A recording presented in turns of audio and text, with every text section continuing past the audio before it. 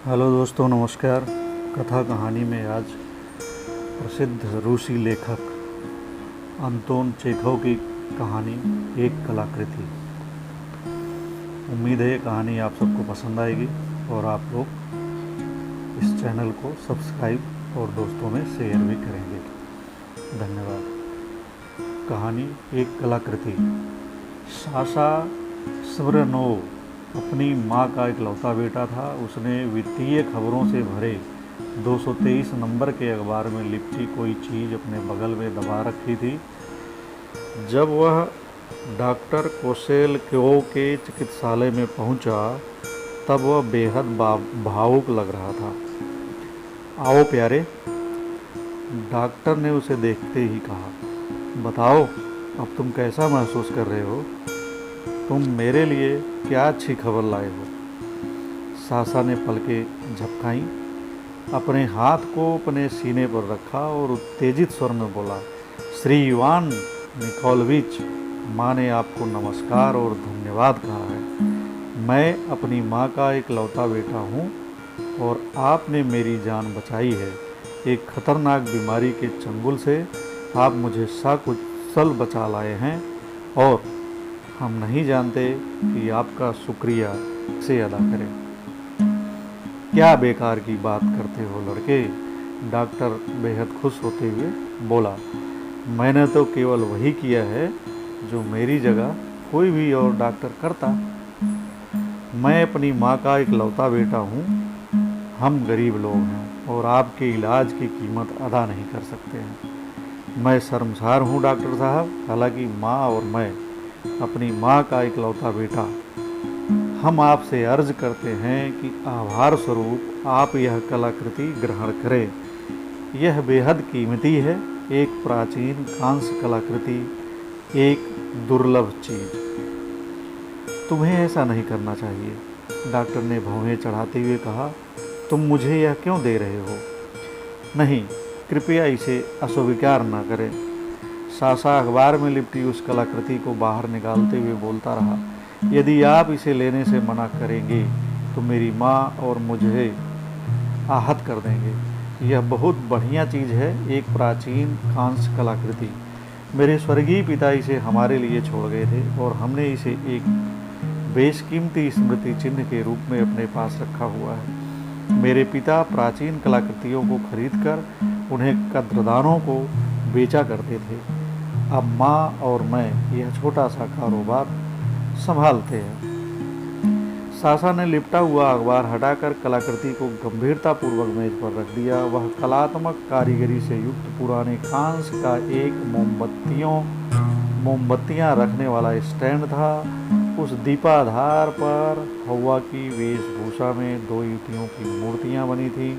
उनकी भावभंगिमा ऐसी थी जिसे बयान करने का ना तो मुझमें साहस है, न ही मेरा वैसा स्वभाव है।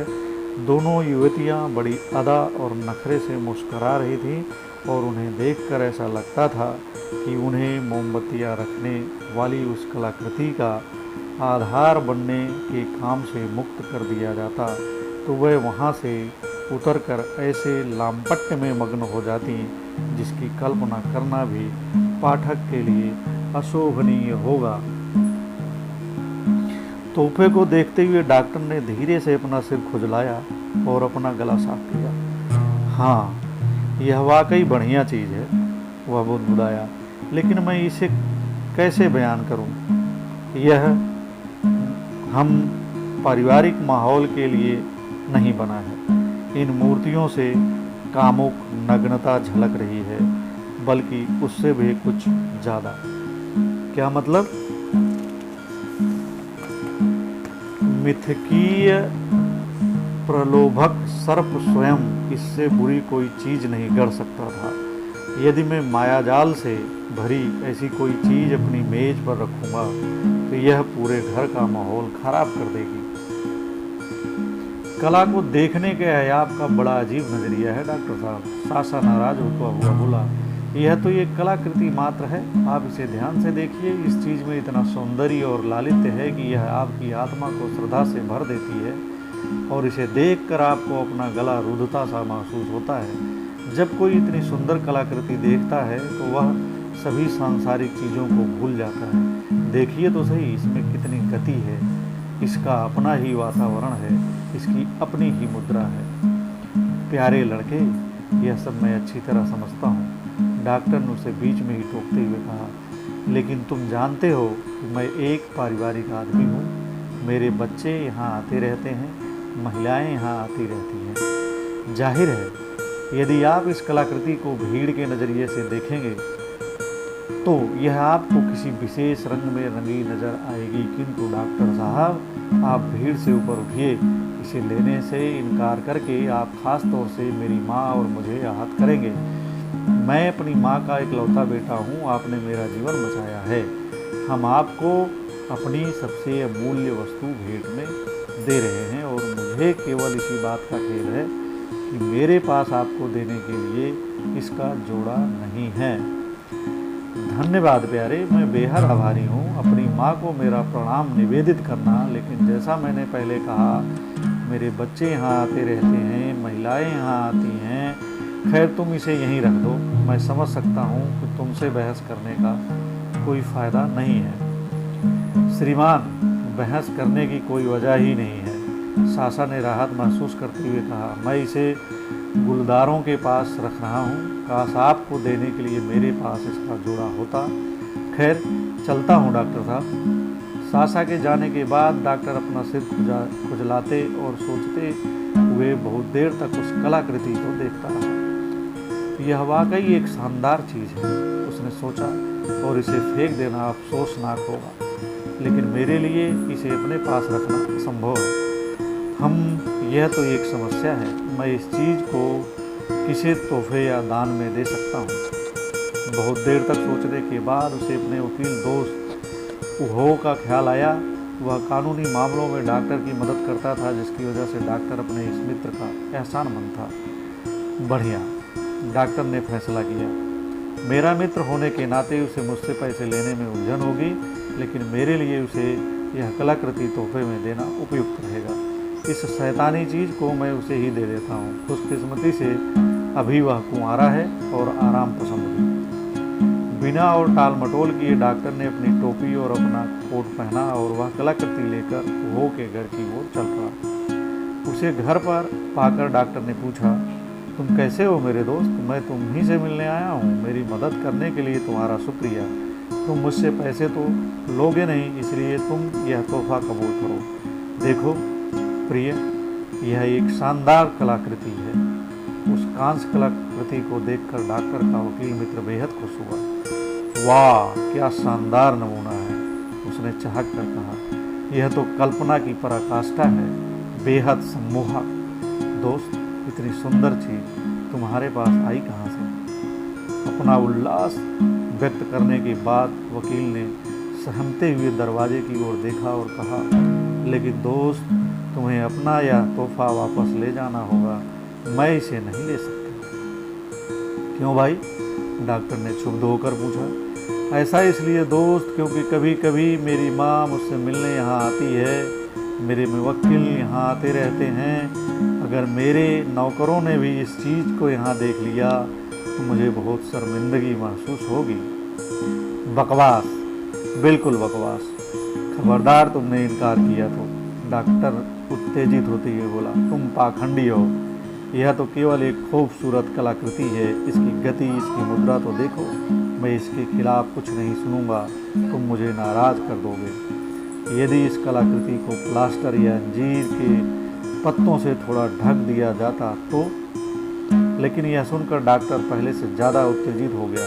उस कलाकृति को वहीं छोड़कर वह गुस्से से पैर पटकता हुआ वहाँ से बाहर निकल गया। हालांकि घर लौटकर वह खुश हुआ कि उसे उस तोहफे से छुटकारा मिल गया था।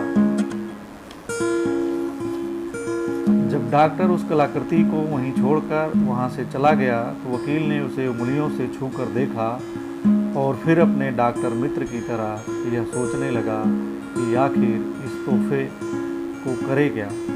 यह वाकई एक बढ़िया कलाकृति है, उसने सोचा, और इसे फेंक देना अफसोसनाक होगा, लेकिन इसे अपने पास रख पाना मेरे लिए अनुचित होगा।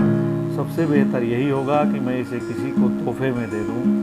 अब मैं समझ गया, मैं आज ही शाम इसे हास्य अभिनेता शौस्किन को उपहार दे देता हूँ।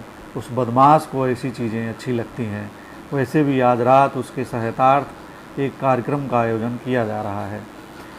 जो कहा गया वही किया गया। शाम में उस दीपाधार को तोहफे की चमकीली पन्नी में सावधानी से लपेटकर शौस्किन के कार्यक्रम में ले जाया गया।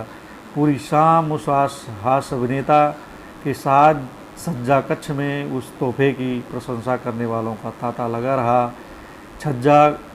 सज्जा कक्ष उत्साह और खिलखिलाहट की गूंज से भरा रहा, गोया वहाँ घोड़े हिनहिना रहे हों। यदि कोई अभिनेत्री दरवाजे पर आकर पूछती, क्या मैं अंदर आ सकती हूँ, तो उसी समय हास्य कलाकार की भारी आवाज़ गूंज उठती, नहीं नहीं प्रिय, मैंने अभी वस्त्र नहीं पहन रखे।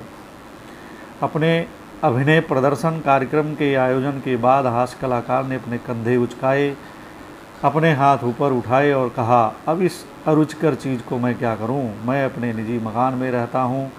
यहाँ अभिनेत्रियाँ मुझे मिलने आती रहती हैं।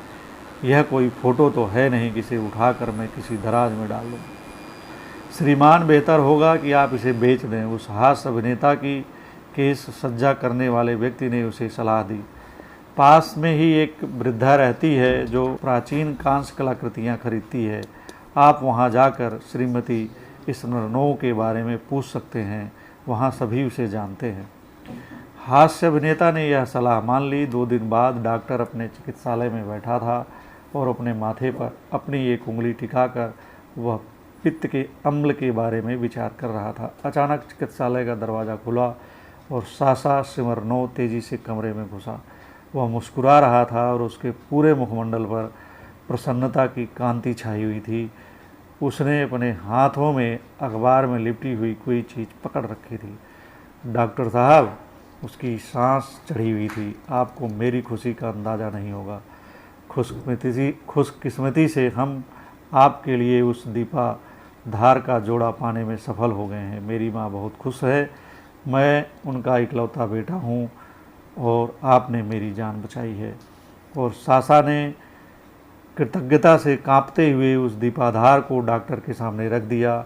डॉक्टर का मुंह खुला रह गया। उसने कुछ कहना चाहा पर उसके मुंह से कोई शब्द नहीं निकला। वह कुछ भी नहीं बोल पाया। धन्यवाद।